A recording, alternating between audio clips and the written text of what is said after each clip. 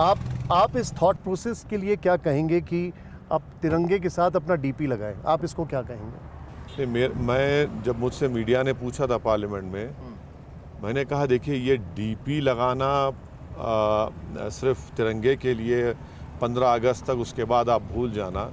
मेरा मानना यह है कि तिरंगे से मोहब्बत आपके दिल में, आपके किरदार में, आपके अमल में होनी चाहिए। तो तभी हम तिरंगे को सही मानों में, जो उर्दू का वर्ड है, हम खराज अक़ीदत पेश कर सकेंगे।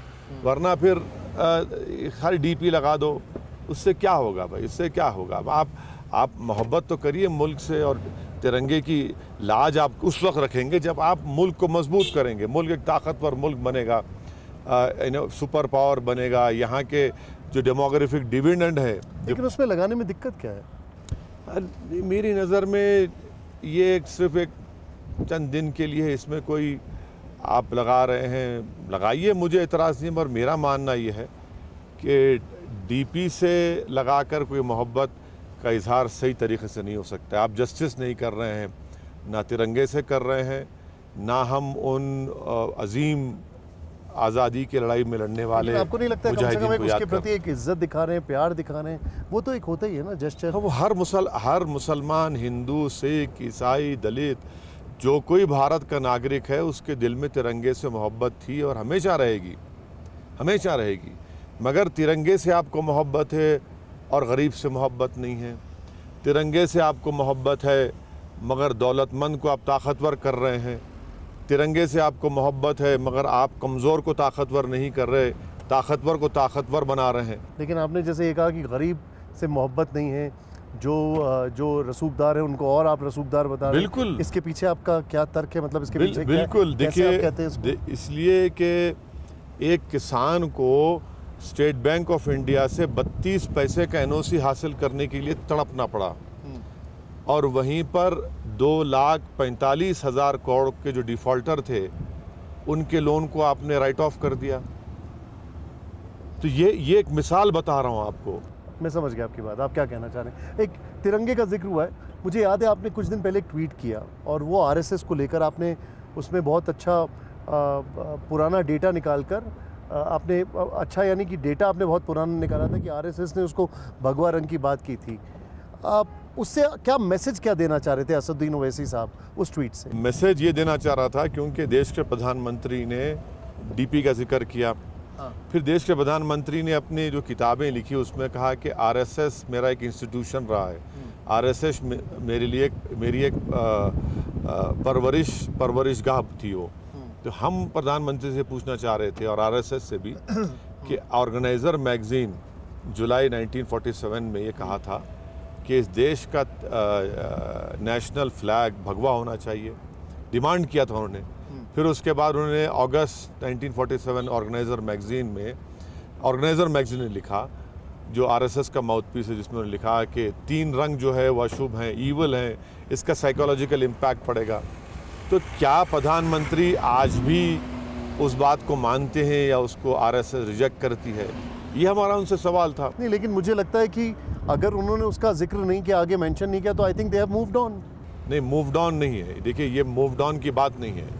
जब एक हिस्टोरिकल फैक्ट है, देखिए 1930s में तिरंगा की एक तहरीक शुरू की गई थी। इस तरह का तिरंगा नहीं था। क्या मौसम है वो सीजन? हाँ बिल्कुल। देखिए खुदा की नदी जो ओरिजिन है वो यहाँ पर हमारे ठीक बगल में इंडस नदी है, यहाँ पर वो पहाड़ है और मेरे साथ एक बहुत खास मेहमान जो कि पहाड़ की तरह इंडियन पॉलिटिक्स में टिके हुए हैं। अरे नहीं, कहाँ पहाड़। अच्छा, मुझे एक बात बताइए। मैं जर्रा हूँ सर, मैं जर्रा हूँ। मैं ये जानना चाहता हूँ, क्या ये जर्रा इस देश का प्रधानमंत्री बनना चाहता है कभी? नहीं, मैं आप इससे पहले भी जब आप पार्लियामेंट के सामने बिठाकर हमसे इंटरव्यू किए थे, वो भी बड़ा बेहतरीन था इंटरव्यू।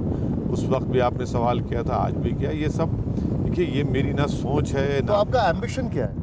जिस तरीके से आपकी पार्टी एक्सपैंड कर रही है, जिस तरीके से आप आगे मूव ऑन कर रहे हैं, हर प्रदेश में आपके फुटप्रिंट्स दिखाई दे रहे हैं। यकीनन ये हमारी कोशिश है, ये हमारी मेहनत है, ये हमारी ख्वाब है। और हमारा ख्वाब ये है कि भारत ताकतवर मुल्क बनेगा और बनना भी चाहिए, और उसके लिए बनने के लिए बहुत ज़रूरी है कि भारत में जो अल्पसंख्यक समाज है उनको उनका हिस्सा मिले, से पॉलिटिक्स में, राजनीति में मिले, हर तालीम में मिले, हर जगह मिले, क्योंकि तभी जाकर देखिए भारत जो है ना, एक सिर्फ अल्पसंख्यक समाज? सुनिए, भारत जो है एक गुलदस्ता है। ये तो बात सही है आपकी। ये गुलदस्ता है भारत, और उस गुलदस्ते में जितने फूल हैं, कोई एक फूल को नहीं कोई एक फूल भी ना मुरझाए, उसकी कोई पत्ती ना मुरझाए जाए, और किसी एक ज़बान हो या मज़हब हो वो इससे कमज़ोर ना पड़ जाए, क्योंकि अगर कमज़ोर पड़ेगा तो एक अधूरापन नज़र आएगा भारत में।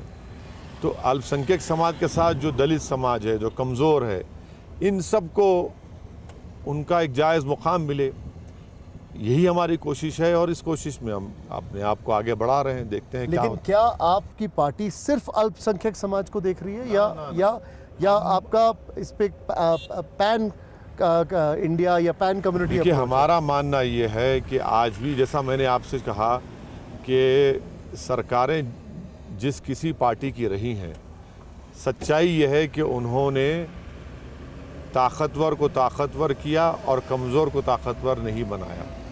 उनकी आंखों में कमज़ोर ताकतवर होना चाहिए था, जो नहीं रहा है।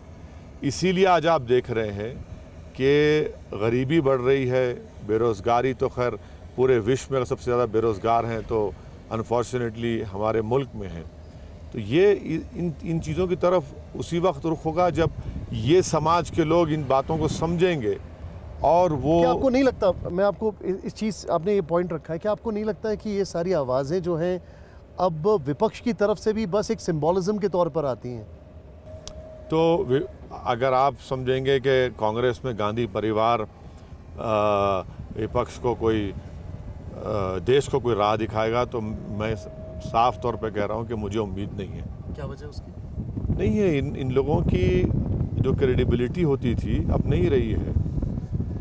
इनकी क्रेडिबिलिटी नहीं रही है, एक के बाद एक आप चुनाव हार रहे हैं। क्रेडिबिलिटी या कॉम्पिटेंस? देखिए, कॉम्पिटेंस नहीं रहने से तो क्रेडिबिलिटी क्वेश्चन में आती है ना आपकी। नहीं, तो फिर आपको, क्या आप ये कहना चाह रहे हैं कि कांग्रेस के बजाय अब देश को एक दूसरा बीजेपी के सामने ऑल्टरनेटिव ढूंढना पड़ेगा? यकीनन पैदा होगा। ज़िंदगी में कभी वैक्यूम नहीं रहता, ये कुदरत का निज़ाम लेकिन क्या कांग्रेस की वो स्टेज आ चुकी है कि अब एक ऑल्टरनेट देश को ढूंढना पड़ेगा? खुद ब खुद देश ढूंढ लेगा। इतना बड़ा देश है, कोई वैक्यूम नहीं रहेगा इस देश में, कभी वैक्यूम नहीं रहेगा।